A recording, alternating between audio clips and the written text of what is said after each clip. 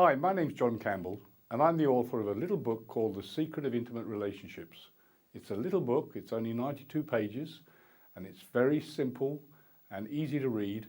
And I wrote the book in order to assist people to get the understandings about relationships, which I eventually came to understand, which helped me no end, and absolutely answered the question, why did all my relationships turn out the way they did? So that was the purpose of the book. It's becoming a bestseller, and people are sending me feedback saying that explain their whole life history to them. So I want to take an opportunity to share that information with you so it could help you in your life. So what if you've had these challenges where you get into a relationship and at the beginning everything is fantastic, you can't get enough of each other and the whole world looks rosy. And then after a period of time, maybe a couple of years, things kind of lose their gloss a little bit, or your partner starts to do things or behave in a way that kind of irritates you and it really triggers you, maybe get some anger about it, and it starts to become difficult and there doesn't seem to be an answer to it. And sometimes what will happen is that you decide to leave the relationship. And then after a little while, period of time, you decide to start another relationship and you find it starts off beautifully again. And after that same couple of years, 2 or 3 years, suddenly exactly the same types of things seem to be happening, the same behaviors, the same traits, and it kind of looks as though you've actually chosen another partner, same as the first one, just in a different body. Well, that's what happened to me. And in my little book, I explain why that happens. And until we kind of understand relationships, it will continue to happen. That's the bad news. But the good news is there is an answer to it. People say to me, am I qualified to write a book about relationships? Do I have a perfect relationship? Well, the reason I feel qualified is because I've kind of been there, done it, and got the t-shirt. And I've had to learn the hard way of what relationships are for, their purpose, and how to make the best of them and enjoy them so that you're enjoying life as a happy, joyous and free person. And what happened in my situation was I seemed to attract partners in my life that weren't available in one way or another, or were not quite as crazy about me as I was about them. That was the one that seemed to repeat in my life. And the whole issue of that, eventually, I had to untangle and find out what was going on and what made me do that.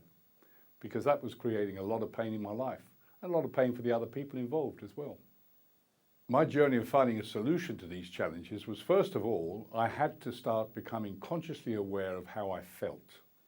What did I feel? How did I feel in any given moment?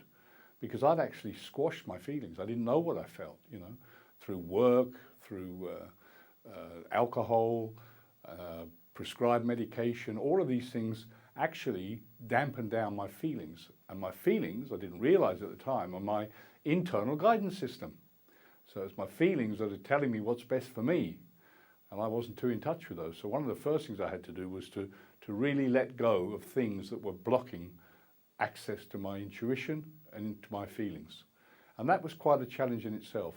However, when I did, I started to notice that when I listened to my feelings and I identified my feelings, I started to get clearer pictures of what I wanted in life, in my relationships, in my work, which was unattached to the opinion of other people, because that was the biggest problem I had. I spent more of my time wanting to please everybody else and forgot about what I wanted. And that was a big challenge for me. It took me a long time. And it's always, it's work in progress. I'm not saying that I've got there yet, but at least I've got the awareness. And that's the part which I want to help pass on to other people. Yeah, and one of the big things I had to learn was what was the purpose of intimate romantic relationships. Because, we're sold some really good stories about that. We see the movies where the couple meet and go off into the sunset and everything's happy ever after, and a lot of romanticism is attached to relationships. What I eventually found out was that relationships are actually a healing tool. Intimate relationships are a means, and not the only means, but I've found they are the surest means of healing our misperceptions about ourselves and often our childhood wounds for want of a better word. And if a couple get to the stage where they both accept that that's the purpose, and if they do have the chemistries required, which I talk about in my book, which are essential for a long-term relationship to succeed, two chemistries, one which is sexual chemistry and the other which I call best friend chemistry. If they've got those two, it doesn't matter if they may have been dampened down over the years, but if they can come to the understanding of the challenges are there for them to overcome, and the reason is, the fact is, they haven't yet forgiven past occurrences in their lives. And unconsciously, what we haven't forgiven, we're going to re-attract in our lives. There's a line in that wonderful book, A Course in Miracles, that says, "Trials are but lessons we failed to learn, presented once again. So where we made a faulty choice, we can make a better choice and so avoid the pain and sorrow the previous choice created for us." And that's very, very powerful. And the better choice each time is forgiveness. Whatever we haven't forgiven in our lives, we are going to meet recreations of that person or the situation in order to give us a chance to do the forgiveness work. And it's a big subject. Forgiveness on its own is a big subject. Forgiveness has to be learned. It's not a natural thing. And it's a special type of forgiveness, which, if practiced, eases out all the challenges that we have and takes away the disturbance to our peace of mind. Most people, including myself, are quite shocked when they realize that their troublesome relationships often resemble one of their parents or both of their parents. And there's a reason for that, which I've just been speaking about, is because until we've forgiven those people who had that massive impact on our lives, that will keep recreating in our life in order for us to get there. And when I first saw this material, it blew me away. I kept thinking, how come we don't get taught this, you know? And people have said to me, no, it's, you know, people get it when they're ready, which I do believe. But I also believe, because I've worked these principles with young people, you know, people in their teenage years, and they really do get it. They do understand it. And if you know that in the end of the day, the end result is going to be your peace of mind, because all forgiveness is self-forgiveness. So all the time we're holding grudges, resentments, we're blocking the natural flow of love, which is a part of every human being. It's who we are. So the forgiveness is a very, very vital part of the process.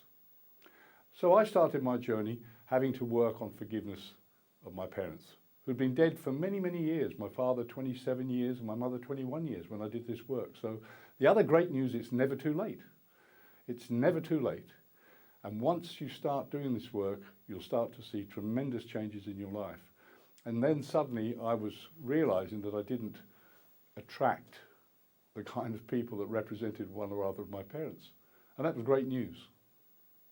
So many people go through their whole lives, as I did, looking for happiness and looking for it in the wrong place. It's almost like I rode a horse facing the wrong way. I kept looking out in the external world for happiness, you know, in getting more money, in relationships, in being accepted, being liked, seeking approval, when really the place I knew eventually that I could find it was inside me. And it was that shift in focus, taking my focus away from trying to seek for that happiness, that peace of mind from anything outside of myself.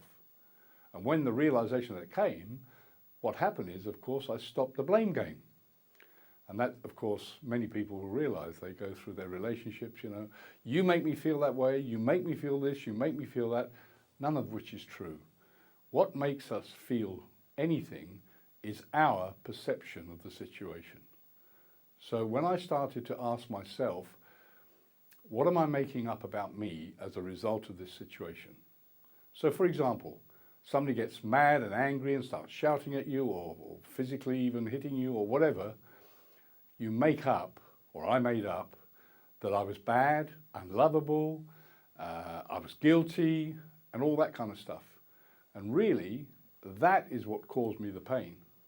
And when I started to change my mind about me, then my life got better. And that's one of the things that I encourage people to do, is to start changing their mind about who they are and then watching how their life will change. So one of the first things I had to do was to start to sharpen my awareness of what I was feeling, my awareness when my peace of mind was triggered, when my peace of mind was disturbed. And as soon as I could, and it wasn't always in the instant, sometimes it took me a day, 2 days, 3 days, to realize what it was that was upsetting me. And it wasn't to do with anything outside of me. It was to do with what I made up about myself as a result of what was happening outside of me. And that's quite a big leap, and it takes time and it takes commitment.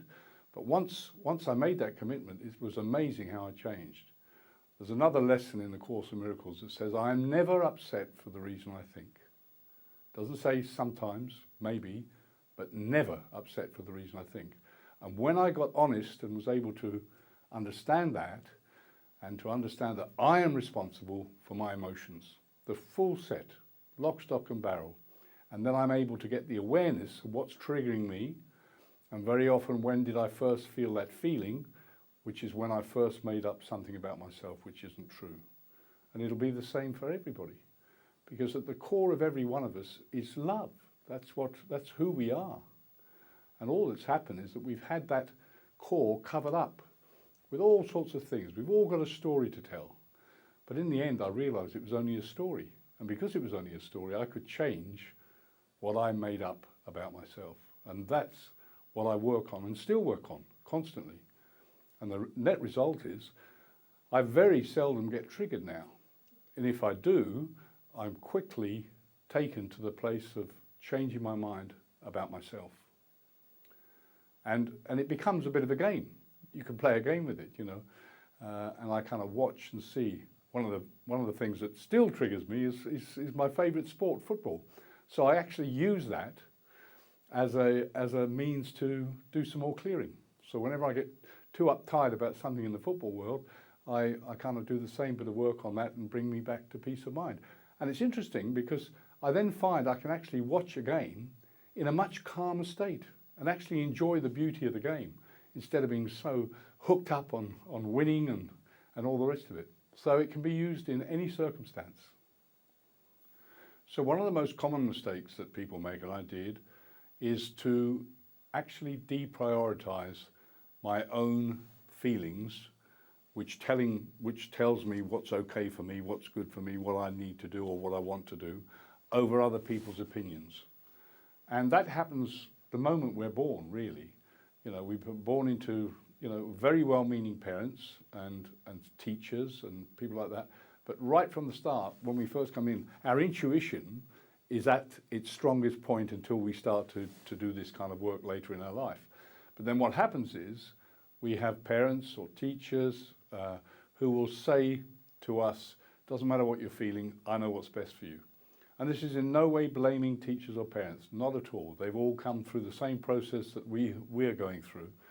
But it is a fact that what happens is we start to deny our own feelings and our own awareness of what we want and what we don't want. So one of the first things to do is to start becoming far more conscious about when you say yes and about when you say no. I mean, I had a thing people would say to me, I was so desperate for approval.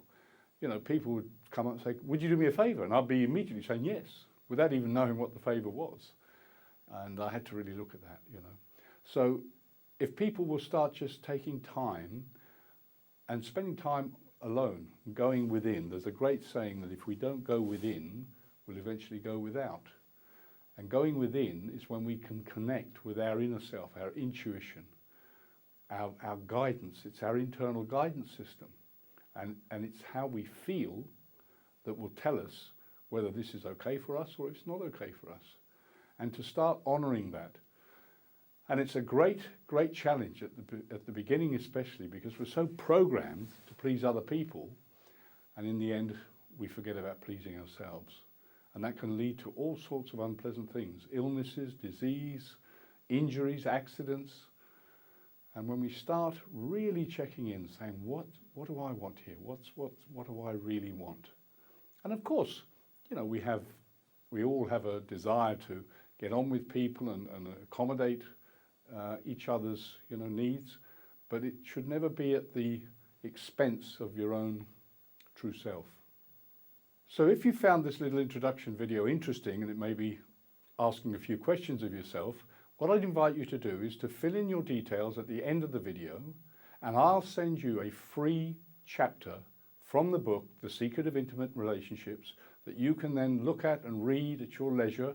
And I know that once you've read it, you're going to be signing up to get the ebook online or the paperback. And that is going to help you so much in all your relationships, not just your romantic relationships, your relationships at work, with your family and everybody else. So thank you for taking the time to see this video today. I appreciate it, and I wish you every success in all your relationships.